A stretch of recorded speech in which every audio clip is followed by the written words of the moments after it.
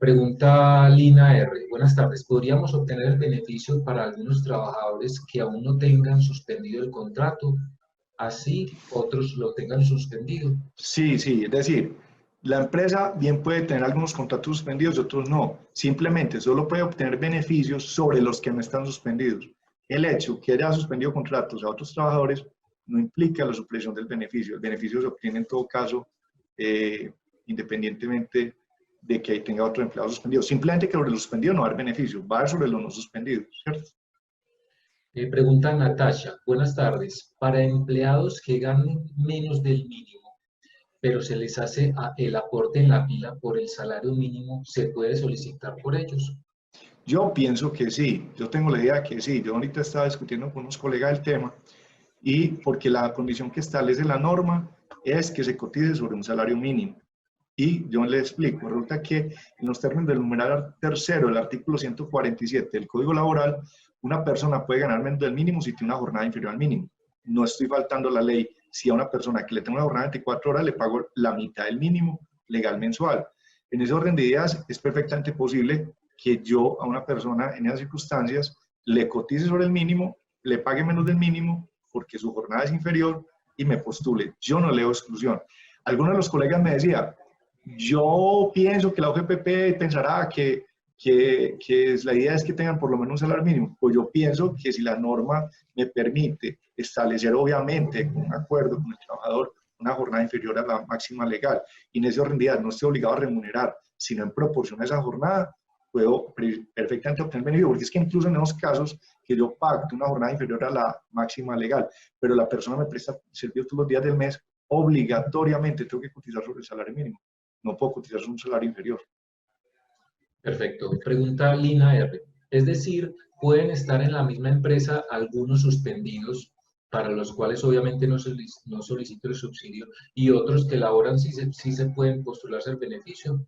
Para mí es Así viable no. según el decreto que salió. Hay que ver pues que después el gobierno en la reglamentación creo que haya necesario que expida y que en eso, o que vía esos formularios que están expidiendo para que las personas le postulen no establezca pues una condición diferente. Pero para mí es perfectamente viable porque la norma no está condicionando a que no se hubieran suspendido contratos en la empresa. Nada más está condicionando a que sobre los trabajadores beneficiarios no haya suspensión del contrato. Sobre esos, no sobre todos los de la empresa. Pregunta Luis Felipe Amaya. Buenas tardes. ¿Qué plantilla tengo que adjuntar? Febrero 2020 que menciona en el decreto o lo que se ha visto en los ABC del ministerio que se entiende sería el mes anterior. A ver, hay dos temas. Uno es, ¿cómo hacen para saber el número de empleados que usted tenía a mes de febrero o al mes de la postulación? Eso lo van a establecer con la pila. No tiene que adjuntar plantillas, sino con la pila, la OGPP y el gobierno se da cuenta el número de empleados que usted reportó como sus trabajadores en el mes de febrero y los que va a reportar en el momento del beneficio. Le recuerdo que eso tiene implicación en cuanto al número de empleados para establecer sobre cuántos empleados le van a dar cuántos subsidios. Y en ese orden de ideas le recordaba que va a ser el número menor que entre los que están para el mes de febrero y los que están en el mes para el cual usted se postule. Les vuelvo y les digo, si usted en febrero tenía menos empleados, o sea que por causa de la vida usted incluyó más gente a pesar de la crisis, y en mayo tiene más empleados, no le van a reconocer sino sobre los que tenía en febrero. Lo lógico, y siguiendo la lógica de la circunstancia, es que muy posiblemente va a tener mucho menos empleados o por lo menos los mismos que tenía en febrero. No, hay que ver qué requisitos nos exigen, pero lo que estoy seguro es que esa comprobación de información la van a hacer a través de la pila. Eh, no sé si exigirán que usted aporte la pila del mes o si ellos internamente la cruzarán. Ya es una metodología que está por verse y de la cual estaremos informando muy especialmente, pero cuando tengamos confirmado el formulario que está circulando, que sí sea el oficial, la idea no es mandarle formularios que no estén avalados exactamente, porque a veces circulan proyectos o formularios que no son los que son y prefiero mandarle el que sí esté confirmado. Habrá que esperar. Pero el caso es que lo van a hacer con la pila. La información, la fuente de información va a ser la pila. Qué pena una interrupción ahí que yo fui el que hice esa pregunta. Sí, tranquilo. Entonces, por ejemplo, en uno de los formularios que se supone pues que está rodando por ahí, que es como el, entre comillas, el más oficial, ahí le piden a uno el número de la planilla pila. Entonces, la cosa es, como se va a tener en cuenta es lo que usted reportó en la pila de febrero, entonces esa sería la pila que uno debe adjuntar de acuerdo a lo que está diciendo el decreto. Sí, señor, debe ser esa. Debe Listo. ser esa. Para que la información en la pila don Luis Felipe se tome de referencia con la del mes de postulación. Listo, muchísimas gracias. Mucho gusto. Gracias. Pregunta Catalina Ochoa. Buenas tardes. La empresa va a comenzar a aplicar licencia remunerada compensada. Sin embargo, algunos empleados prefieren licencia no remunerada para no deber el tiempo. ¿Podríamos aplicar el beneficio aún? No, si está con licencia no remunerada, no. Necesariamente tiene que ser que no se haya suspendido el contrato. Y el contrato suspendido por licencia no remunerada, solicitada por el trabajador o por suspensión decretada por la empresa por fuerza mayor o caso fortuito. Entonces, de manera que la única opción es la licencia remunerada. Que de hecho, voy a aprovechar esa pregunta que hace Catalina para hacerles una precisión. Yo no estoy de acuerdo con una posición del ministerio, me parece muy arriesgada, realmente no es jurídica. Yo en su momento, es tan compleja la situación que uno entiende que se buscan alternativas, pero el punto es este: está prohibido que el trabajador compense con tiempos posteriores, tiempos pagados anticipadamente, digámoslo así. Tiempo de trabajo no exigido por el empleador no se puede compensar con posterioridad. Y entonces, lo que dice el ministerio es que en los términos del numeral sexto del artículo 57 del Código Laboral, cuando el trabajador pide permiso para licencias, se puede acreditar pues una solicitud para que ese tiempo sea posteriormente pagado. Pero lo primero, esas licencias que habla desde el numeral sexto del artículo 57 es cuando el trabajador necesita el tiempo para él, para una cita médica, para una calamidad doméstica, para un ejercicio de una función pública, pero en ningún caso es para efectos de esta situación que estamos viviendo. Y de hecho, ese numeral sexto del artículo 50 fue analizado por la Corte Constitucional, la sentencia C-930-2009, y declaró la inconstitucionalidad de esa posibilidad. Dijo que estaba prohibido que el empleador, cuando le diera permiso al trabajador para una cita médica, para una actividad que después le exigiera compensar ese tiempo. Entonces, ese supuesto normativo que establece el ministerio para poder establecer la opción no está legal. ¿Qué me preocupa a mí? El ministerio, de muy buena fe y con el ánimo de conservar los empleos, está sacando esas alternativas. Pero lo cierto del caso es que los inspectores de trabajo no están facultados para emitir controversias sobre casos particulares. Esa competencia no la tienen sino los jueces laborales. Y ante una demanda, el juez tiene que someterse a la ley, no puede irse más allá de lo que la ley le permite resolver. Y lo que es claro es que legalmente el tiempo que se pague no se puede exigir, si no se exige la prestación del bien, no se puede exigir compensarlo después. No está, o sea, en la legislación colombiana no existe esta figura. Tengo entendido que en la peruana es posible. Habrá otras legislaciones, en la nuestra no. Y un juez, por más injusto que le parezca, no puede sino someterse a la ley. Ahí, tengan en cuenta eso. Sin embargo, si de buena fe las partes lo hacen, pues si el trabajador laboró esas horas extras, o laboró los sábados, o los domingos y no pidió compensación adicional, pues obviamente que sirve. Pero si no lo quiere hacer, después no hay como obligar. Eso es lo que tengan en cuenta. Bueno, pregunta Óscar Andrés Pinilla. La empresa venía hasta inicios de marzo con 2 empleados. Al iniciar la pandemia estaba con un empleado. Se quedó con uno por nómina, por bajar gastos. Y actualmente tiene uno por nómina y uno por labor realizada. Solo se paga el de nómina. Solo el de nómina, porque yo estoy entendiendo que lo que habla el de labor realizada es un contrato de prestación de servicio, no una forma de contratación laboral. Y esto solo protege los empleos formales que estén bajo la subordinación laboral y bajo la seguridad social laboral. Gracias. Pregunta Juliana. El compromiso de mantener los empleados por mayo, junio y julio quiere decir que no se puede cambiar para nada el número de trabajadores, y si renuncia o tenemos retiros con justa o sin justa causa, no necesariamente por el COVID, sino por desempeño. Muy buena pregunta, muy buena pregunta. Yo pienso que si el trabajador renuncia, a mí como empleador no me pueden anteponer a la responsabilidad, porque pues, en mi mano no está que él renuncie. Yo me imagino que si él renuncia, habrá que ver el momento de la renuncia. Y yo creo que en el momento, porque es que 350.000 pesos no van a cubrir un mes de salario. Yo diría que si el trabajador es el que renuncia libre y voluntariamente y así se acredita, no me pueden exigir la devolución del subsidio. Ahora, lo que sí es claro es que no puedo despedir a una persona. Y bien, buena la pregunta. ¿Con justa causa lo puede hacer? Yo pienso que sí, pero hay que justificarla muy bien, porque si se establece que fue un despido y llamemos despido una terminación sin justa causa, ahí sí se perdería el subsidio, pienso yo.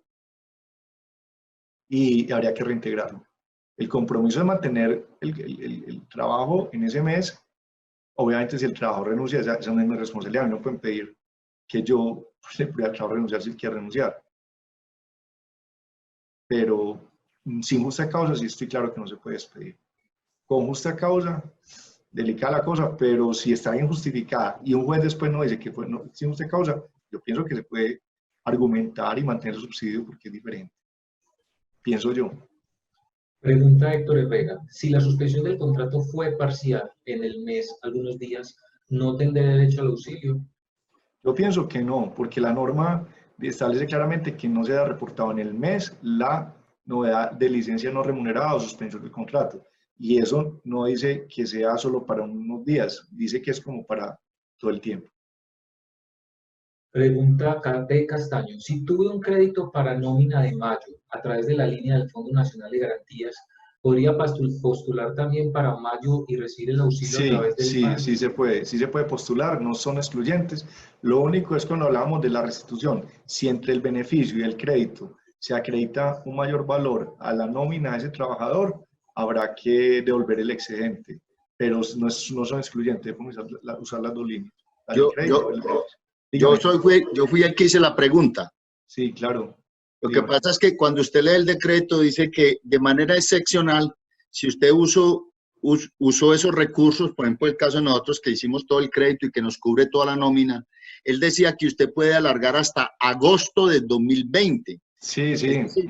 Como si estuviera interpretando que los que cubrimos la nómina totalmente con ese crédito, podríamos excepcionalmente llegar a cubrir con este PAEF, pues llegar a cubrir ya no mayo, sino junio, julio, dice así, agosto. de manera excepcional, los beneficios del programa que igualmente tengan la calidad de deudores de líneas de crédito para nóminas garantizadas por el FOGAFIN, en la medida en que accedan a los créditos garantizados en el marco de la medida, podrán solicitar el aporte estatal por un máximo de 3 veces hasta agosto.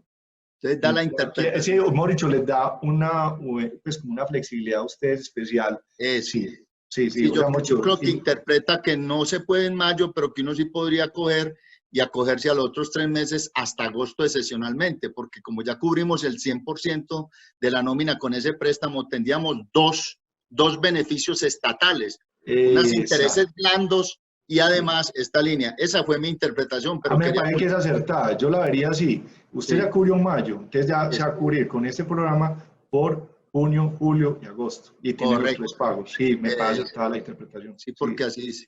Lo Entonces estamos como de acuerdo. Estamos completamente de acuerdo. En cualquier caso, lo importante es que cualquier cosa, la suma de los recursos recibidos, tanto los créditos como este programa, no puede superar el valor total de las obligaciones laborales. Es por eso, porque nosotros lo cubrimos total con el crédito, entonces no podría quedar doble. Sí, señor. Muchas gracias. Estamos de acuerdo, con mucho gusto. Gracias. Pregunta Javier Ochoa, ¿a quién se le presentan los documentos de solicitud? Eso va a ser a través de los bancos. Los bancos están sacando una reglamentación para efecto. Sí. Continúa, llame al banco y ellos no tienen claridad sobre el tema. Como asesor, ¿ustedes ya tienen el formato para presentar cada uno de los documentos? No, todavía no tenemos el formulario, lo están estableciendo, ya está circulando un proyecto por ahí. Lo basta hacer que yo no vea ese formulario para una resolución o en un decreto, no me atrevo a enviárselo a ustedes, pero cuenten con que los vamos a mandar. Ya les comentaba que también eso sí los vamos a mandar ahorita, un boletín que sacó el ministro de Hacienda hoy, se lo vamos a hacer llegar en un segundito, vía correo electrónico, donde el Ministerio de Hacienda claramente dice lo siguiente, dijo ese boletín, dice así, espérense, qué pena, yo lo voy a compartir, un momentito, para que lo veamos acá, boletín. Este boletín acabó de ser expedido, permítanme un segundito, yo acá comparto, yo comparto acá un momentico, el boletín, espérense, está acá, ahí está compartido. ¿Lo están viendo?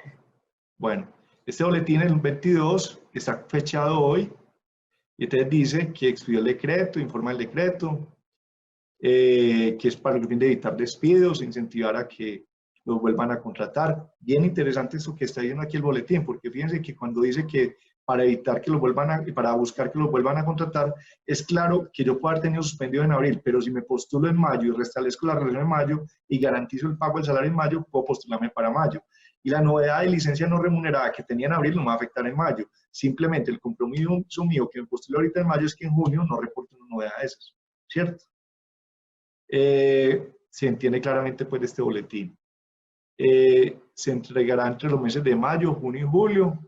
Será canalizado a través de los bancos. Los bancos, sí es cierto, todavía creo que no tienen información de esta situación, pero por eso este mismo boletín dice acá que espera comenzar a recibir la documentación a través de la entidad financiera a partir de la semana que empiece el próximo 18 de mayo. O sea, esta semana van a estar entrando la información a los bancos de cómo van a proceder y a establecer los procedimientos específicos.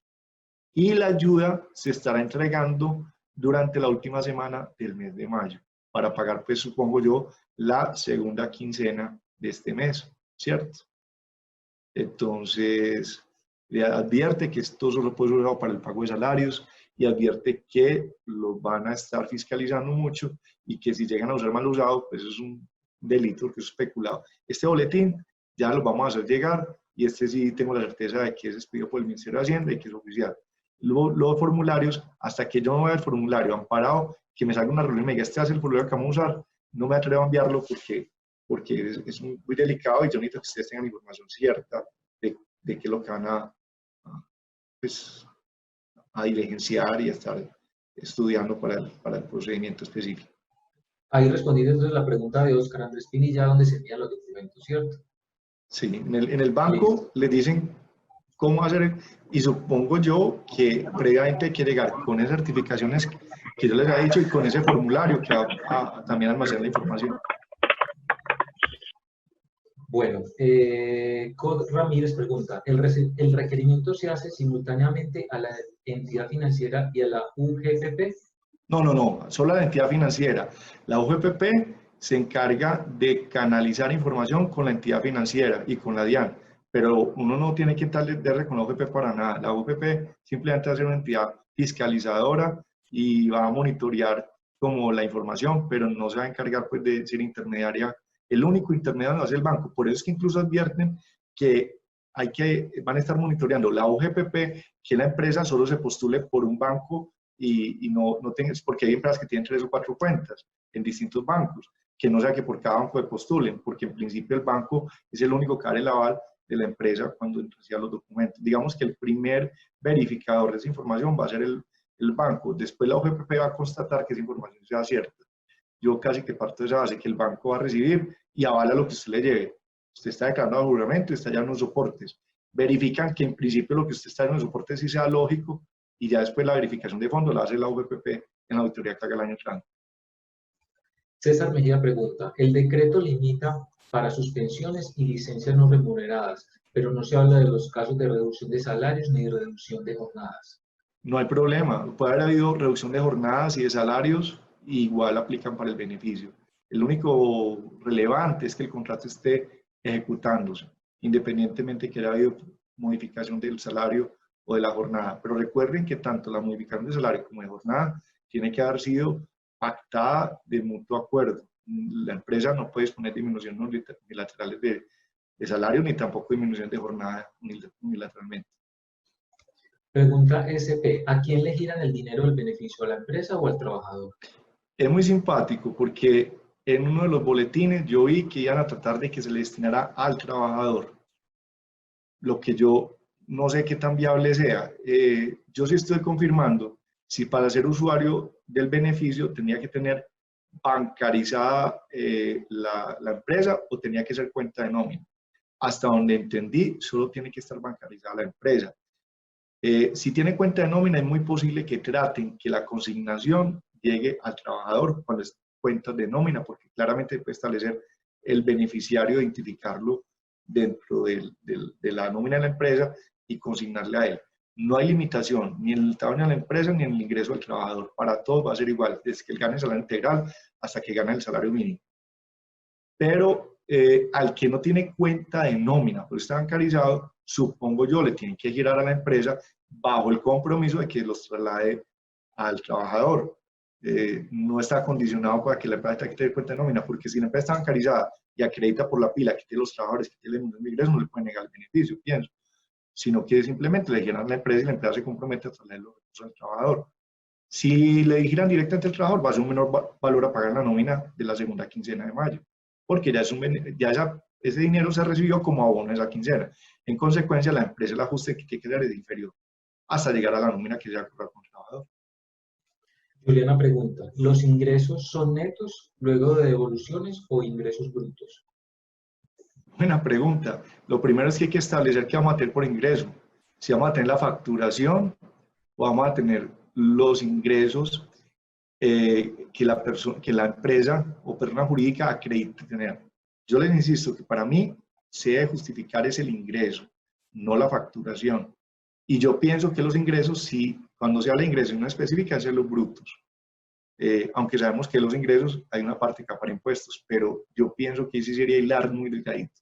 Primero, hay que ver que el Ministerio de Hacienda determine que por ingresos no se va a entender lo que usted ha facturado en el mes, sino que por ingresos se va a entender como es la definición. De hecho, en la interpretación hermenéutica, las palabras tienen que entenderse en su sentido natural o obvio.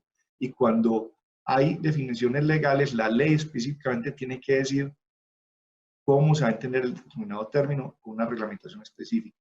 En este caso, la ley no dijo por ingresos se entenderán tales. Por lo tanto, yo pienso que no pueden tener ni facturación ni ingresos netos. Ingresos son ingresos. ¿Qué es lo que es ingreso? Lo que define un diccionario. Ingresar es lo que entra. Y un ingreso económico, ¿qué es lo que le consignan o le pagan a uno? ¿Cómo se acredita eso? Con la contabilidad.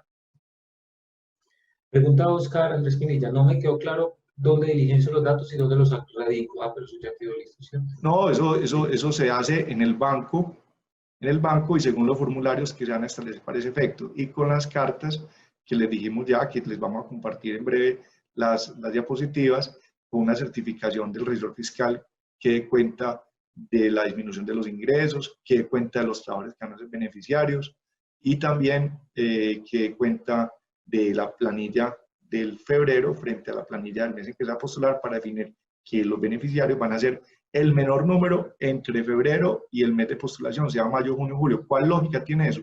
O tiene una lógica que estamos en Colombia. ¿Qué nos falta? El que por ganarse 350.000 pesos coja ahorita en junio y vincule a 20 más, solo por sacar los 350.000. Pues yo no encontraría lógica eso, pero hay personas que lo pueden hacer. Después la norma dice, no, es que la idea es mitigar los efectos frente a la menor ocupación. No es, pues, en este momento lo que queremos es conservar los empleos que venían, pero no es para que la persona empiece a contratar antes de la pandemia, ¿no? Pregunta Sofía Espina, si se solicitó crédito para nómina por la línea del Fondo Nacional de Garantías en mayo, ¿se puede solicitar este auxilio? Sí se puede solicitar, sí se puede, no, pero digámosle, sí se puede solicitar, no es excluyente. Nos decían ahorita, un usuario nos decía que lo importante es que ese auxilio incluso se puede ir hasta el mes de agosto, porque en ese evento se puede, estoy buscando aquí la norma exacta, decía claramente que de manera excepcional, los que hayan solicitado créditos de nómina pueden obtener este beneficio hasta agosto, porque se entiende que el crédito de nómina ya cubrió la nómina de mayo. Por lo tanto, para que ellos puedan tener 3 pagos, pueden obtener junio, julio y agosto, porque en mayo ya tuvieron el crédito de nómina subsidiado y en mayo, en junio, julio y agosto es que van a obtener este beneficio adicional. No es excluyente, sí lo pueden obtener.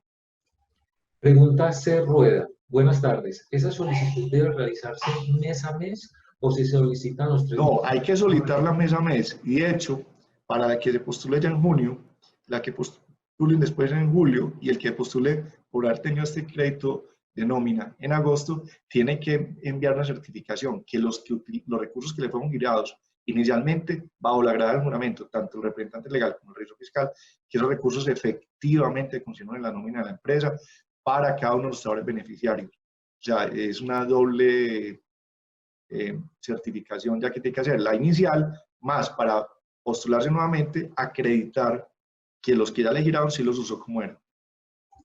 Me continúa preguntando, lo digo por si alguna de las personas estaba vinculada en mayo y junio, pero tiene terminación de contrato en julio. ¿Cómo sería el manejo para aprovechar el tiempo activo? No, pues en ese caso la empresa no puede potenciar el beneficio más allá de la permanencia del empleado. En ese orden de ideas, si ya tuvo el crédito de nómina en mayo y después utilizó el beneficio para junio y no va a poder usar sino mientras esté vigente el contrato, que es en julio. La única manera que pudiera postular para agosto, como en este caso excepcional que lo permiten para quienes no tienen el beneficio de crédito de nómina, es que el contrato siguiera vinculado, el trabajo siguiera vinculado en agosto. Y no, no. Felipe, muchas gracias por tu Sí, respuesta. claro. Quiero de pronto ahondar un poquito ahí y me refería a si a mí el beneficio me obliga a mantener a esta persona durante esos 3 meses. No te obliga a mantener. Okay. Yo pienso que no. Yo pienso que hay que mantener la vinculación laboral por el mes que tú te postulas. Pero la norma no establece que, no condiciona el beneficio a la permanencia durante los 3 meses. Tanto así que para cada ocasión hay que hacer una postulación independiente. Perfecto. Gracias. Esa condición no establece. Mucho gusto.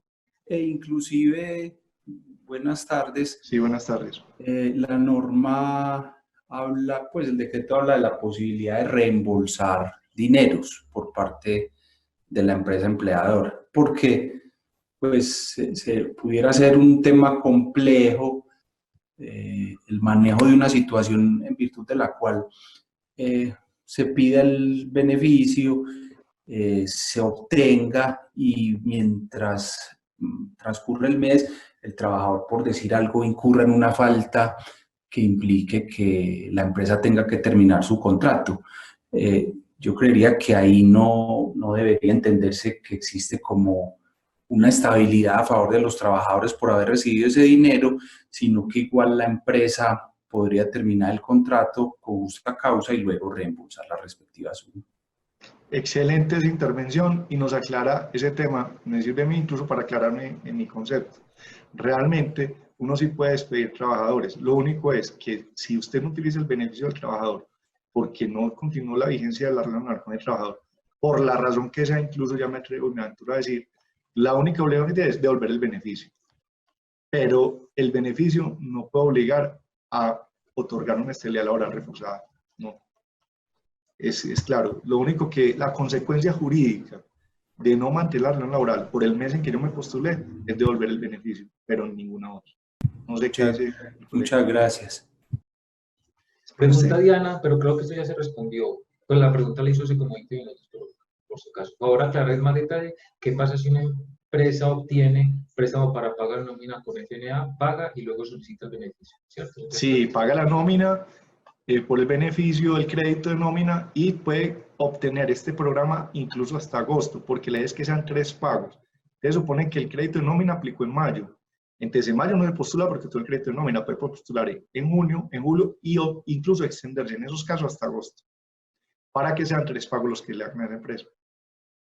Pregunta Lina R. ¿Cómo se reporta la novedad teniendo en cuenta que quiero acceder al subsidio, pero mitad del mes el empleado laboró y la otra mitad del mes lo voy a suspender? ¿Cómo reporto? No se puede.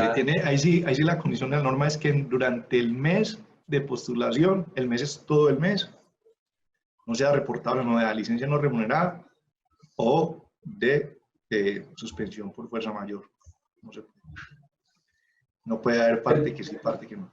Pregunta Jason Rey, ¿con la aprobación de la postulación, el gobierno paga los 3 meses?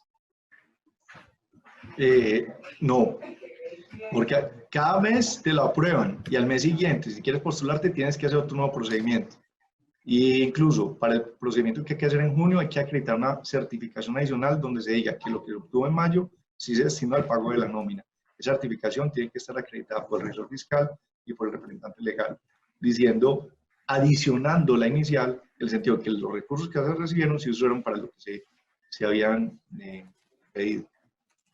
Pregunta Oscar Andrés Pinilla, ¿dónde bajo el formulario? No tenemos todavía el formulario definido, hay unos proyectos que están circulando, inmediatamente tengamos un formulario oficial, se lo haremos llegar. Hoy sí les vamos a mandar ese boletincito, que es muy básico, pero es bueno que lo sepan, que lo sacó el Ministerio de Hacienda hoy, diciendo que a partir del 18 de mayo los bancos ya van a recibir los documentos, me imagino que esta semana van a hacer una capacitación, y que los recursos llegarían para la última semana de mayo. Es para pagar esa quincena de la última semana de mayo. Luza pregunta, si a algún empleado le bajaron el salario durante ese tiempo, ¿aún así podría solicitar este beneficio? Sí se puede. Si hay disminución de jornada y salario o solo disminución de salario, se puede obtener beneficio. No está condicionando a que a que no se haya disminuido el salario o cambiado la jornada.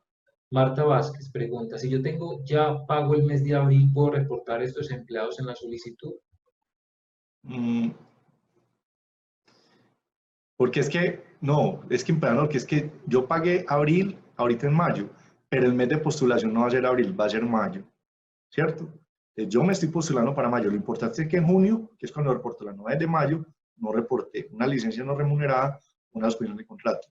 La norma establece que abril, pues, o no la norma que haya tenido una disminución del 20%. El ABC del Ministerio de Hacienda ha dicho que es abril, el mes de referencia, hay que esperar que eso quede confirmado en los formularios definitivos que se adopten o en la reglamentación específica que se saque, pero la norma ni queda habla del mes de abril, se habla que hayan tenido una disminución del 20% de sus ingresos. Como se supone que la postulación es ahora en mayo, que cuando salió el beneficio, se debe tomar de referencia el mes anterior, que es abril. Hay quienes dicen, no debe tomarse el mes, debe tomarse el cuatrimestre o el trimestre de que empezó la pandemia. Entonces, esa es la discusión, pero el punto es, si yo tuve empleados suspendidos en abril, no me afectan para nada que yo restablezca ahorita en mayo y me comprometa en mayo a reportar su nómina completa en junio, no reportar la novedad de suspensión en junio, que es cuando reporto la novedad de suspensión del contrato de mayo, sino reportar los vigentes y pagar la quincena completa durante todo el mes. Entonces, la respuesta es, el hecho que usted ha tenido un contrato suspendido en abril, para obtener el beneficio no significa que usted tenga que reportar una novedad modificando una corrección de su planilla, modificando la planilla de abril cuando usted corrigió, cuando usted reportó la suspensión o la licencia no remunerada. Usted tiene que, es ahorita, comprometerse a que ese empleado, así estemos a 11 de mayo, le va a pagar el mes completo y no le va a reportar novedad de licencia no remunerada o de suspensión durante el mes de mayo. No sé si me expliqué con la usuaria que hizo la pregunta. Esperemos si ya volvió a hablar. Pregunta de SP. Si están los empleados en la licencia remunerada compensable, el 50% se puede acceder al beneficio. Sí, advirtiéndole a las empresas que han hecho esa licencia remunerada compensable al 50%, que eso equivale a una disminución del salario. Y que toda disminución del salario tiene que ser acordada contractualmente con el trabajador. Que si no existe un acuerdo contractual para disminuir la jornada o el salario, o establecer una compensación de menos o de la mitad del salario, no es válido. Pero el hecho que se haya acordado una nueva remuneración no hace que la empresa quede excluida del beneficio. Lo importante es que la relación esté ejecutándose y que se esté pagando la seguridad social sobre por lo menos un salario mínimo legal mensual vigente. Y les insisto que esos tiempos compensados posteriormente tienen mucha discusión y tengan cuidado con eso porque el día de mañana perfectamente el trabajo puede decir, no, ya no voy a trabajar este sábado, yo ya no quiero venir o no me voy a quedar más de estas horas y lo puede hacer. Y esos conflictos no los va a resolver un inspector del trabajo, los va a resolver un juez del trabajo que no puede, así el ministerio haya dicho eso, no quiere decir que esté obligado el juez a acatar ese dictamen, ese concepto, porque ya le expliqué incluso que ese criterio jurídico está errado. Pregunta Luis Buendía. ¿Existe alguna discusión en proceso sobre el beneficio de empleados en misión para la empresa usuaria? ¿Qué es la que realmente sostiene el empleo? Sí, es la que sostiene el empleo, pero es claro que la norma única y exclusivamente está a favor de la empresa empleadora, que es la que está pagando la seguridad social a favor del trabajador. Y fortalece el empleo formal directo. En ese orden de ideas, la empresa usuaria solo podrá beneficiarse de esa situación si la empresa temporal tuvo una reducción de sus ingresos del 20%. Si por tal circunstancia aplicó al beneficio y le llega a él. Y inmediatamente ese dinero no lo pueden dar a la empresa usuaria, se lo tienen que dar al trabajador. Lo que pasa es que como la empresa temporal le factura a la usuaria la nómina del trabajador, lo lógico, lo que uno entendería es que la nómina de ese mes va a ser por un valor inferior porque ya estuvo apalancada en esa cuantía. Pero de ninguna manera puede pensarse que se puede trasladar el beneficio de los empleadores directos a las empresas usuarias. Eso sí es claro que no. Pregunta Luis Felipe Amaya. Si en la empresa se acordaron vacaciones colectivas, teniendo en cuenta que algunos quedaron debiendo las vacaciones, ¿hay algún inconveniente? Ningún inconveniente, ningún inconveniente. La única recomendación que hago con las vacaciones colectivas es que acuérdense que a menos que el trabajador haya autorizado expresamente que a la terminación del contrato autoriza descontar el valor equivalente a los días que no le alcanzaron a consolidar, si para ese momento no le alcanzado a causar todos los que le anticiparon, esas vacaciones no las pueden cobrar si con posterioridad el empleado no alcanzó a causarlas. De lo contrario, sí se puede. El hecho de dar vacaciones no significa que se excluya el beneficio. ¿El contrato tampoco se puede terminar por vencimiento del contrato? Sí, se puede terminar y ahorita lo analizamos. Si se termina, la consecuencia jurídica que hay es que habría que volver el recurso de ese beneficio por ese mes, porque el compromiso es mantener la vigencia del mes, el contrato completo. Entonces, ese orden de días, si se terminó a mediados del mes, yo pienso que no se podría aplicar, habría que devolver el beneficio. La idea es que por el mes se mantenga el beneficio. Habrá que ver de pronto si en la reglamentación llegan a establecer una excepción, cosa que no creo, porque pues, la idea es mantener el empleado como de lugar. Entonces, no creo que establezca la excepción de que si estuvo 15 días se pueda cobrar el beneficio completo, proporcional, pero habrá que ver de pronto si hay una excepción en ese sentido. Pregunta Ángela Tirado, el subsidio de la persona despedida, no el del resto de los empleados, ¿verdad? Sí, claro, es de la persona despedida. Sí, no, es decir, que caso por caso, como les decía, pueden empresas que tengan empleados suspendidos y sobre eso no, empleados activos y sobre eso sí. Y si el que se despidió es sobre ese que no hay lugar al beneficio, pero sobre los otros sí. Pregunta Juliana, si llegamos a tener retiros, ¿solo se devolvería el del trabajador que se retiró? Sí, así es, solo el del trabajador que retiró, sí es.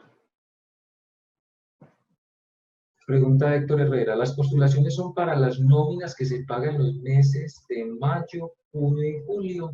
Así es, meses de mayo, junio y julio, y quienes hayan hecho un crédito de nómina, es posible que tengan la posibilidad de extender el beneficio hasta agosto, porque el crédito de nómina cubrió mayo, por lo tanto ellos pueden postularse para junio, julio y agosto.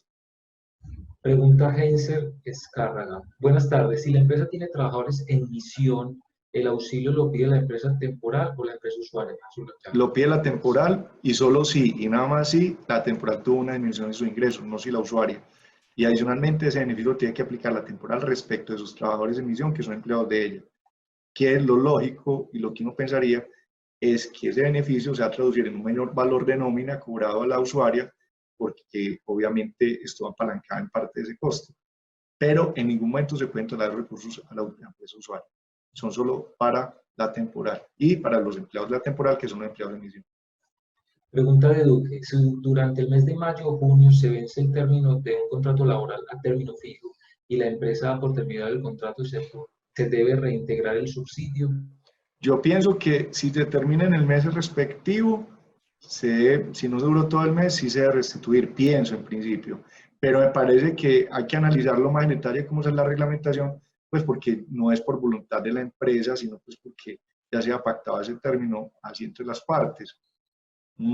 El punto es que lo que está buscando el gobierno es que se mantenga ese empleo y pues, digamos que no se renueve, si es el caso del contrato. Entonces, veo ahí discusión, pero en principio es para el mes correspondiente. Incluso voy a ver aquí, mientras tanto, el decreto. Veo pues en el mes, sí, aquí hablan del mes respectivo. O sea, no hablan de la proporcionalidad, sino del mes. Pero, o sea, pues en su momento...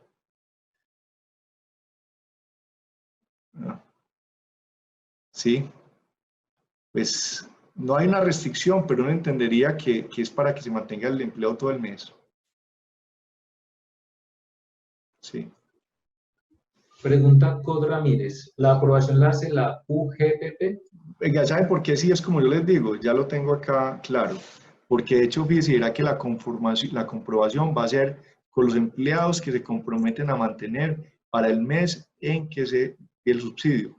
Y de hecho, se pide, es decir, la certificación que pide el revisor fiscal y el empleador tiene que decir sobre cuántos empleados van a pedirlos y se supone que para ese mes que se están postulando es porque todo el mes van a tener garantizada la vinculación laboral.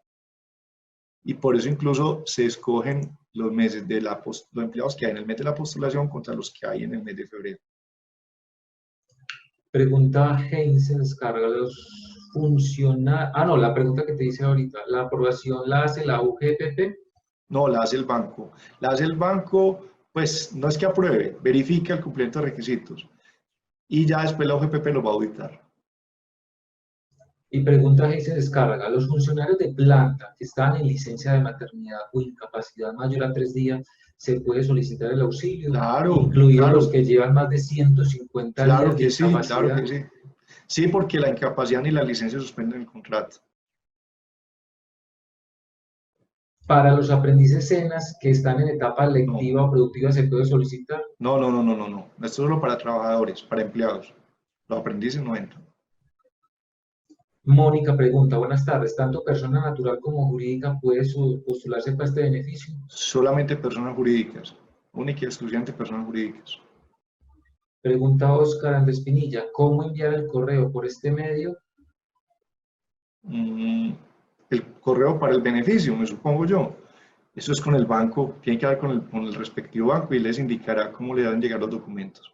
Ante esta situación que estamos puestos virtualmente, me imagino que es puros documentos escaneados que se harán llegar al asesor del banco que atiende a la empresa.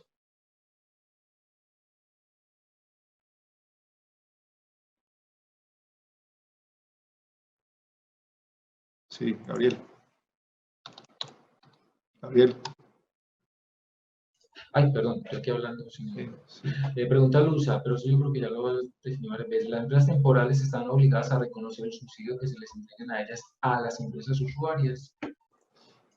Pues yo digo que lo lógico es que se lo reconozcan si la empresa temporal lo obtiene, porque es bien cierto, como dicen ahora, que la empresa usuaria es la que está manteniendo ese dinero para ese empleo y la que está, digamos, soportando el pago de ese salario. Sin embargo, el beneficiario no le olvide que no es la empresa usuaria, es el trabajador.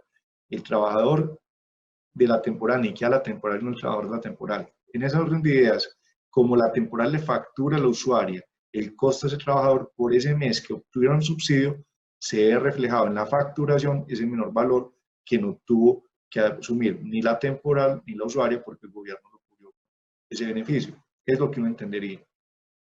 En relación con si no personas jurídicas, está ratificado, es el artículo 2 del decreto el que establece que únicamente pueden optar personas jurídicas del beneficio. Pregunta Héctor Herrera, tengo una confusión con respecto a la vigencia de los meses a los cuales puedo postularme. ¿Son para las nóminas que pagaré en mayo, junio y julio o son desde abril? ¿O se debe tener como referencia es el pago de los aportes en mayo, junio y julio? Hay dos aspectos a tener en cuenta. La reducción de ingresos, en principio, la estaban diciendo en los ABC del Ministerio de Hacienda que es al mes de abril. Una es la reducción de ingresos. Las nóminas en sí son para las nóminas de mayo, junio y julio. La de mayo se reciben documentos a partir del 18 de mayo y se entregan los auxilios a finales del mes de mayo para cubrir la segunda quincena de mayo. En junio, si se desea volver a postular, hay que agregar unas certificaciones adicionales diciendo que los recursos que obtuvieron en mayo se utilizaron para pagar las nóminas de los trabajadores de mayo y en junio se hace otra postulación para junio y otra para julio.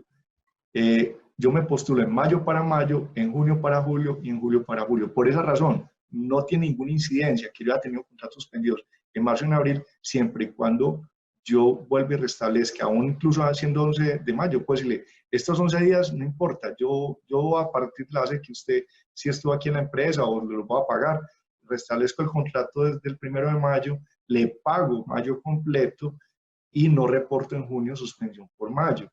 No importa que yo en mayo haya reportado suspensión de abril, porque la suspensión que estoy reportando en mayo es la de abril y en junio reporto la de mayo. Y en junio lo que tengo que hacer si va a aplicar el beneficio es no enviar ninguna novedad de suspensión sobre mayo. Pregunta no sé, Juliana. Claro a don Héctor. Si algo nos habla. Pregunta Juliana, el total de trabajadores de pila en febrero tenemos 2 personas con sanción y una con licencia no remunerada. ¿Para el conteo de total de trabajadores los puedo contar a ellos o los debo? No se pueden contar porque tanto el que está en sanción, sí, ya un segundito, porque los que están suspendidos, Felipe, sí, doctor Héctor, dígame, don Héctor, claro. Qué pena. Sí, doctor, me quedó muy clara su aclaración, muy amable. Perfecto, con mucho gusto, don Héctor. El asunto es que no puede dar ni suspensiones por licencias no remuneradas ni por suspensión disciplinaria, no puede haber suspensión del contrato. Es que como la pila no me desglosa cuando hay una suspensión por sanción disciplinaria, o por suspensión, o por licencia no remunerada, sino que la novedad es una sola, y la condición de la norma es que no haya una novedad de suspensión reportada, independientemente del origen, yo pienso que no es válido tener eso ahora en cuenta. Perdón. Sí, Aló. sí, Verá, claro, te escucho. quisiera aclarar, lo que pasa es que en ese mes estaban sancionados, pero a mayo ellos están activos. No Entonces, hay por eso es problema. mi pregunta. No hay problema, insisto. Las novedades de abril no inciden para nada para el mes de la postulación, y el mes de la postulación va a ser mayo. Las novedades de mayo, en cuanto a que no haya licencias no remuneradas ni suspensiones por fuerza mayor o disciplinarias, se van a ver reflejadas en las novedades que reporta el mes de junio. Por lo tanto, lo que tenga ese abril no importa para efectos de la postulación, porque lo importante es que para el mes de la postulación yo no tenga una licencia no remunerada o una suspensión del contrato. Así lo dice claramente la norma cuando dice así, el parágrafo segundo del artículo tercero dice, se tendrán con ingreso base cotizando un salario mínimo y a los cuales en el mes de postulación no se les haya aplicado la novedad de licencia de suspensión del contrato o licencia no remunerada. Listo, me queda claro, gracias. Con mucho gusto. Pregunta Juan Ruiz, si se tiene pactada una remuneración a destajo que eventualmente le genera al trabajador 600 o 700.000 pesos, ¿puedo aplicar al subsidio o estoy obligado a pagar el valor restante para complementar el salario mínimo? En mi criterio, el empleador no está obligado a pagar más allá del dinero que le exige la jornada que haya estipulado o la forma salarial. Lo importante y lo que la norma se exige es que la base de cotización a la seguridad social sea sobre la base del mínimo. Como les decía, cuando se remunera de estado o cuando la jornada se exige por periodos inferiores a la jornada máxima legal, en el numeral tercero del artículo 147 del Código Laboral establece que es viable que las partes tengan una remuneración, acuerden una remuneración inferior al salario mínimo legal, pero proporcional en hora al valor del salario mínimo. En ese orden de ideas es posible que una persona le pueda pagar hasta la mitad del mínimo, incluso si deja la hora media jornada, pero a la seguridad social le aporte sobre el mínimo. Y finalmente lo que importa para la norma es que usted esté aportando sobre el mínimo. Para mí eso no excluye el beneficio, para mí. Por ahí con un colega estoy analizando y me decía que le parecía que hacer que la persona ganara por lo menos el mínimo. Yo pienso que no, porque legalmente estoy facultado a pagar menos en proporción a la jornada. O sea, sí estoy pagando el mínimo, lo que pasa es que lo pago en proporción a la jornada o en proporción al estado, como está diciendo. Pregunta señor García. Buenas tardes. Si una empresa cumple la disminución en ventas a pesar de haber trabajado normalmente durante la cuarentena, ¿podría solicitar el beneficio? Claro, claro, claro, porque es que lo que hay que mirar es que haya una disminución de ingresos. Y es donde viene el punto. Hay que establecer si ingresos son ventas con facturación o si ingresos son ingresos como ingreso obtenido en caja. La norma habla de ingreso. Ingreso es ingresar, obtener, entrar. En ese orden de ideas, facturar no es tener ingresos. Y más aún cuando se ha mantenido en todo caso funcionando la operatividad de la empresa y los contratos se mantienen estables. Viene la discusión de que si ingreso hace facturación o ingreso hace ingreso. Es un tema que hay que establecer. Me imagino que esta semana el Ministerio de Hacienda dirá claramente qué va a entender por ingreso, ¿no? Pregunta Alejandro Álvarez. Buenas tardes. Cuando dicen que hay que enviar la plantilla pila, ¿es qué tipo de plantilla? ¿Una general o es específica con la información salarial de cada empleado? Habrá que ver qué norma establecen. No sé realmente. Ese es un tema que hay que establecerlo porque está todavía pendiente de reglamentar.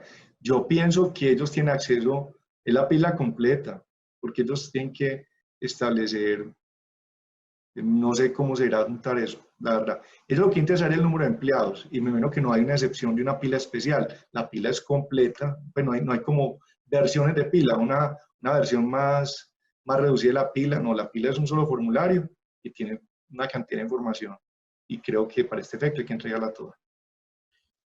Buenas tardes. ¿El beneficio aplica solo para personas jurídicas? ¿Qué pasa con los empleadores, personas naturales que cumplen con El toda artículo segundo del decreto establece específicamente y exclusivamente que solo es para personas jurídicas. Así es, el artículo segundo del acuerdo 639 dice que este beneficio solo es para personas jurídicas. Pregunta Olga Toro, ¿las suspensiones por procesos disciplinarios por faltas del trabajador impida que se acceda a este beneficio respecto a ese trabajador? Yo pienso que sí, porque la parada pila, como lo exige la norma, lo importante es que no haya una novedad de suspensión del contrato. Y la suspensión disciplinaria implica una suspensión del contrato. Entonces, para mí, sobre el contrato de una suspensión no se podrá obtener el beneficio. ¿El beneficio es de carácter salarial? Pregunta Juan. Claro, por supuesto que sí, porque es que va a cubrir el salario. Claro, ese beneficio al trabajador le entra como salario, se le disminuye el egreso al empleador que no tiene que poner esa parte, pero para el trabajador es salario en todos sus efectos. Y el empleador deberá ajustar su salario en la parte que le corresponda, porque sí estoy seguro que en todos los casos habrá que hacer un ajuste para llevarlo al salario correspondiente. Pregunta C. Rueda, ¿qué pasa para aquellos que se encuentran en incapacidad? ¿Aplican? Sí aplica porque la incapacidad ni la licencia de maternidad no suspenden el contrato. Pregunta Luza, si la empresa por la razón que se retiraran algunas personas, ¿basta con no solicitar por estas el beneficio y por los demás sí?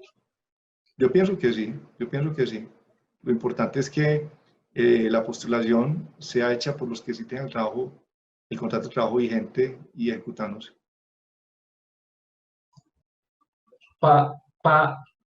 EF es un subsidio y los que garantizan el Fondo Nacional de Garantía son un préstamo. Así son. Este es un programa que es un subsidio, esto no va a ser, no tiene obligación de devolución. Los del Fondo Nacional de Garantía son préstamos, simplemente que una tasa muy reducida y están garantizados por el Estado. Pregunta Juan Ruiz, ¿le tengo que pagar el 60% adicional si salgo beneficiado? Sí, hay que pagar el excedente total. Sí. Cuando el decreto dice que la persona debe trabajar mínimo 20 días en el mes, ¿qué impacto tomaría 6 vacaciones por más de 10 días por para este? Las vacaciones no van a impactar para nada. Las vacaciones no, y yo los 20 días no lo estoy viendo acá, a ver, más fija. Los 20 días no lo encuentro, los 20 días. El decreto yo no veo que diga 20 días por ningún lado. Aquí ya lo escaneé todo. No. En ningún lado dice el decreto, muy importante aclarar que habla de 20 días. El decreto no dice en ninguna parte que 20 días. Y lo segundo, los 20 días menos los días de descanso. No, lo importante es que las vacaciones no suspenden el contrato, es lo que tener en cuenta. Es decir, no es que el decreto exija que, muchos, si la persona está en vacaciones igual pueden obtener el beneficio, si la persona está incapacitada igual pueden obtener el beneficio, si la persona está en licencia de maternidad igual, lo que no pueden es ni suspender disciplinariamente, ni conceder licencias no remuneradas, ni suspender el contrato por fuerza mayor. Felipe, yo ahí tengo una consulta, disculpa que te interrumpo, pero si la persona está recibiendo un auxilio, una prestación económica por parte de la EPS, de pronto la UJPP no me podría reclamar y decir, hey, solo está reconociendo la EPS, la empresa no está pagando salarios, ¿cómo pides tú un beneficio? Pues es cierto lo que tú estás diciendo de que no hay salario por medio, pero también lo que es cierto es que la norma no está excluyéndolo, pero sí es un punto a evaluar, pues. La norma no está diciendo que no se puede obtener el beneficio por las personas que estén incapacitadas, está diciendo que los que están en licencia. Sin embargo, lo que dice Carolina es un punto a tener en cuenta. Habrá que evaluar ya con el revisor fiscal hasta dónde dice que por el que no estamos haciendo una erogación de salarios no se puede obtener. Ahí digamos que el decreto se quedó cortico y no habrá alcanzado ese tema. Pero puede ser cierto que le digan no hay pago de salarios, y entonces en esas unidades usted no tendría por qué beneficiarse. Sí, es un punto. Lo que la norma exige únicamente es que no esté el contrato suspendido. Eso es lo único que dice la norma. Y la incapacidad no suspende el contrato, ni la licencia. Pero es buena notación, ténganlo en cuenta y háblenlo con el revisor fiscal cuando vayan a hacer ese beneficio. ¿Quedó claro? Carolina, ¿te quedó claro? Sí, Felipe, gracias. Gracias por la aclaración. Pregunta Esteban Correal, ¿por qué el reintegro del dinero debe ser total en todos los casos, como terminación antes del mes o terminación con justa causa? Pues la norma no es proporciones, por esa razón, que la norma no habla de proporciones. Y si la norma no habla de proporciones, pues suponemos nosotros que no las podemos solucionar nosotros. ¿Qué pasa en las suspensiones de contrato con ocasión a un proceso disciplinario? Pues yo pensaría que no es posible, pienso yo, porque la norma no permite que haya reportes de suspensión del contrato por el mes que se va a obtener el beneficio, que no tenga esa novedad. Hasta ahí llegó la norma. Yo supongo que esa novedad es por cualquier causa, incluidas las disciplinarias. Pregunta Liliana Cañón. Si en el mes de abril se hicieron desembolsos de préstamo para el pago de nómina para pago de nómina de la segunda quincena de abril y primera de mayo, ¿puede aplicar al auxilio para la segunda quincena de mayo? Yo pienso que no, porque ya mayo quedó cubierto. Bueno, para la primera de mayo. Bueno, en ese caso habrá que hablar con el banco para que le den el beneficio, pero no se puede ir hasta agosto. Tendría por mayo, junio y julio. Sí, pues digamos que... Yo le puedo ayudar a la compañera. Sí, dale, perfecto, gracias. Lo que pasa es que yo hablé con el banco, porque yo también hice uso de esa opción. Entonces la compañera, al banco le pregunté y me contestó que ellos directamente no le dicen al Fondo Nacional de Garantías qué mes cubrió. Me gustaría que la compañera se contactara con el banco y pudiera hacer uso del préstamo en el mes de mayo. Y ya a partir de junio, julio y agosto, hacer la solicitud y postulación para tener derecho al PAEF. Porque si usted lee la norma en el 639, dice que en cualquier caso la suma total de recursos recibida por estos beneficiarios por concepto de los créditos garantizados y el aporte estatal del PAE no podrá superar el valor total de las obligaciones laborales a cargo de dicho beneficiario. Entonces significa es que lo que ella debe probar es que no sean concurrentes, que el préstamo y el PAE no sea mayor que lo que ella pagó. Me gustaría que ella hablara con el banco a ver cómo puede, porque el banco no reporta exactamente qué mes pagó. Entonces, para que ella pueda tener uso de esto en los meses de junio, julio y agosto y decir que el préstamo lo hizo para mayo. Me gustaría que hablara con el banco y se le facilita. Muy buena idea y vea cómo nos complementamos acá. Muchas gracias. Me disculpan, pero no, me ha tocado permanentemente. No, muy oportuno, ¿no? Es excelente. Para eso se trata de que sea un conversatorio. Por eso es un conversatorio, no es, todos nos aportamos y todos tenemos experiencia para contribuir al conocimiento. Muchas gracias. Pregunta Heinz Descarga. Heinz, ¿qué efecto tiene este subsidio de cara a los temas tributarios, declaración de renta? Pues a ver, yo diría, pues que además es una pregunta demasiado técnica, pero como esa parte de ese salario no lo pagó la empresa, sino que lo puso el Estado, no sería un gasto deducible ese salario que me está cubriendo el Estado. De entrada, el único efecto que yo veo es que yo no tuve ese gasto como empresa, y como no es un gasto que es imputable a mí como empresa, no lo puedo disponer el gasto en la declaración de renta. ¿Cuál parte? Sí, se puede. Pena, pero yo te puedo ayudar también ahí. Claro, hombre. Sí, porque soy más tributarista de eso. Corredor Alejo, un tributarista, dice que eso tributariamente no es un ingreso no constitutivo de renta. Para los que saben de este tema es que cuando hay un ingreso no constitutivo de renta debe estar expresamente en la norma tributaria. Y este decreto no lo dice. Lo que quiere significar que podría ser un ingreso fiscal gravado plenamente, al cual tendríamos que pagar impuestos del 33%. Si desea, yo les mando la nota de correo electrónico Sí, a respuestas laborales.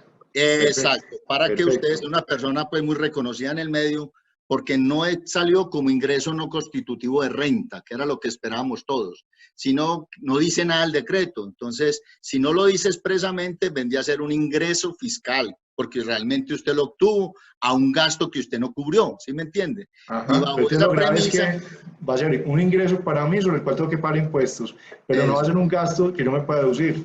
Correcto, entonces hay que, es muy interesante esa, porque esa es una pregunta que nos hicimos los que nos gusta este tema también tributario. Pero él hizo, yo lo mando a obligaciones laborales, no sé si eso se puede hacer para que se lo mande a la compañera. A info@respuestaslaborales.com, claro que sí. Para que lo mande a la compañera que hizo la pregunta. Claro, muy importante. Y miren, según lo que usted me está diciendo, es un ingreso que tengo que pagar impuestos sobre él, pero no va a ser un gasto que me pueda deducir. O sea, que de entrada el 33% lo tengo que tributar. O de pronto sí permite, sí, no sé, es una cosa complicada, lo permite como gasto, pero como es un ingreso lo clavan a uno. O sea, una cosa ahí que de aquí a cuando declaremos hay pronunciamientos. con seguridad, pero pues el punto es que si usted dice, va a ser un ingreso, lo que yo no tengo claro es que a mí me digan que eso fue un gasto mío, porque yo no fui el que cubrí ese dinero como empresa. Les va a ver si No, eso, pero si para efectos fiscales, digamos, usted hizo una aclaración muy importante. Me parece que el gobierno lo que va a tener que hacer es entregarle el dinero a las empresas más que a los trabajadores, aunque inicialmente dijo lo contrario. Entonces, para mí sí viene a ser como un gasto de nómina, solo que recibí lo que llaman en NID, creo que es en NID, lo que llaman subvenciones del Estado. Entonces Ya. tienen que ir separadas y sería como un auxilio. Ahí Ya. está contemplado el tema. Entonces, por un lado sería un ingreso y por el lado sería un gasto, pero ahí ese ingreso sería grabado, la diferencia, en fin, es muy interesante el tema el tributario. tema Que para nos que da exploremos, cuando puedan Sí. hacer llegar ese documento y para que después lo exploremos a profundidad. Yo les hago llegar el documento para Muchas que gracias, mi amor. lo hagan llegar a la compañera. Perfecto, muchas gracias. Marta Vázquez pregunta, si yo tengo una persona que lleva más de 180 días incapacitada y a quien ya le paga la EPS para este empleado, ¿no aplica? En ese sentido ya asumo la posición de Carolina, que la verdad no había hilado tan delgadito. Y en ese sentido Carolina Rueda tiene un discernimiento muy claro. Cuando me dice, Felipe, si la incapacidad la está cubriendo la EPS, yo no estoy pagando salarios, así no esté escribiendo la norma a los incapacitados ni a los en licencia, no tiene por qué la empresa beneficiarse de ese subsidio que no está cubriendo con un pago. Entonces ahí ya, la verdad y con toda la honestidad intelectual, les digo que en este momento ya sí pienso diferente frente a los incapacitados. Se me ha pasado ese pequeño detalle, que es que esa incapacidad, esa licencia no la está pagando la empresa, sino que la está pagando la EPS. En ese orden de día, la empresa no está incurriendo en un gasto frente a ese trabajador, ni está pagando salario, por lo tanto, no tiene lógica que se beneficie. Así, y también insisto, no esté excluido el trabajador incapacitado, porque la única exclusión está únicamente frente a la novedad de licencia no remunerada o de suspensión del contrato por fuerza mayor o disciplinaria también. Pregunta Juan Ruiz, si tengo trabajadores que les pago por horas de trabajo y por el momento no les pago dado que no tengo operación, pero están activos en seguridad social con Impolcar. Sí, pero tengo entendido que lo importante es mucho. Espérate que luego la complementó la pregunta. Juan Ruiz, si tengo trabajadores que les pago por horas de trabajo y por el momento no les pago, dado que no tengo operación, pero están activos en seguridad social con IBC del mínimo y no suspendidos sin novedad de CLN y solicito el beneficio y me lo conceden, ¿qué hago con el 60% adicional dado que no tengo operación? ¿Podría solamente pagar el 40% y nada más?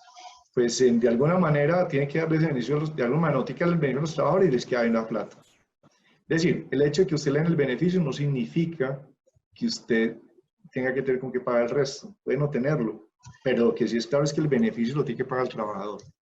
Y desde que haya pagado la seguridad social, que hasta donde tengo entendido sí exigen que la pila esté pagada, ya pues configura el beneficio. Carlos Cruz, buenas tardes. ¿Existe alguna forma de que el subsidio se gire a la empresa y no al trabajador? Administrativamente es más fácil para la compañía y siempre se Depende cómo depende cómo implemente el banco. Hasta ahora no está tan claro el tema, si va a ser solo al trabajador. Lo que es claro es que la nómina no está la cuenta no está en nómina, entonces tiene que girárselo a la empresa. Eso sí, con el compromiso de que le gire a los trabajadores. Ese tema ya depende de la implementación, que todavía está en ese proceso. Faltan muchas preguntas, Gabriel. Hay que tener en cuenta, Felipe, hay Sí. que tener en cuenta que también obrar con mucha cautela en la certificación, en la postulación, porque cualquier inexactitud ahí puede configurar una falsedad documental, ¿no? Entonces, hay que ser muy cuidadosos con esto. Total. ¿Sí? Total, sobre todo que estamos hablando de dineros públicos. Claro. Estamos hablando de que a un particular se le puede imputar peculado si hace un mal uso de esos recursos. Sí.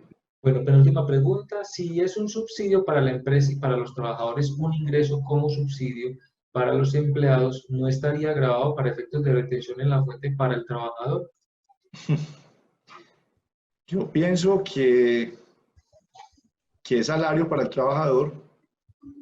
Y en ese sentido no creo que se pueda excluir. Bien lo decía el compañero que está participando en la charla, que sabe mucho De Castaño. tributario, de Castaño. ¿Usted qué piensa? ¿Cómo es que es su nombre? ¿Qué pena? Darío Castaño. Si está Diego ahí. Castaño, sí. Diego, don Para mí, Diego, para cuéntenos, efectos- a ver, auxílienos sí. usted con esta pregunta, hombre, que No, es sí, muy claro. importante. Sigue siendo salario para el trabajador, sigue siendo gravable. Lo único que está haciendo el Estado es subvencionando a la empresa. Básicamente es eso, está haciendo como un traslado de una subvención que se la hace directamente a la empresa o al trabajador, pero sigue siendo salario. Y mire que tan claro sigue siendo salario que eso no altera ni la prima, ni las cesantías, ni las vacaciones, en fin, para el trabajador es transparente. En mi saber y entender, es salario para efectos tributarios. Perfecto, don Diego, muchas gracias. Y Bueno, la Gabriel. última pregunta en este momento en el chat es, si la empresa asume el 100% de la incapacidad, si la empresa asume el 100% de la incapacidad,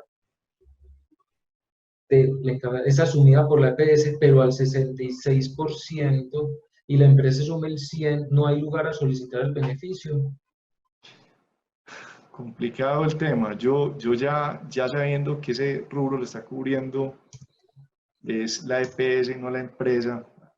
Solo sé, tengo una certeza, esa pregunta le agradecería a la persona que lo hiciera por mail, la profundizamos, porque no es un tema pacífico, tiene su complejidad. Yo les digo esto, la DIAN incluso, don Diego me podrá reforzar que veo que sabe mucho tributario, ha dicho cuando la empresa paga el exceso del 66 al 100, no puede deducirse como un gasto laboral ese 33.33, porque asume que ese gasto lo hace como un subsidio, como una prestación está legal y no tiene una relación de causalidad con la actividad productora de renta. De hecho, tengo el concepto. ¿Por qué? Porque dice la DIAN que como el trabajador está incapacitado, no me está laborando, no me está produciendo, no tiene un nexo causal como actividad productora de renta. Y ese es un exceso que no estoy pagando, lo estoy pagando por gusto propio, pero no porque esté retribuyendo la prestación del servicio. Entonces, en ese orden de idea, yo digo que es compleja la situación, porque ese exceso, de hecho, no es tenido ni como un gasto tributario. Entonces, no sé, don Diego, ¿usted qué piensa? Sí, para mí es delicadísimo, casi que lo que usted dice, eso amerita un análisis porque realmente lo que está haciendo usted es como un auxilio, un subsidio de esa diferencia. Entonces tiene toda la razón, hay que analizarlo con calma porque lo que decía la compañera, porque quien reconoce ese tipo de incapacidades o licencias es la EPS, ¿cierto? Entonces, realmente, si yo ayudo con algo, pues eso es distinto porque es más una ayuda que un salario restante, llamémoslo así. Exactamente, y eso es excluyente para salarios. Sí, porque él está incapacitado.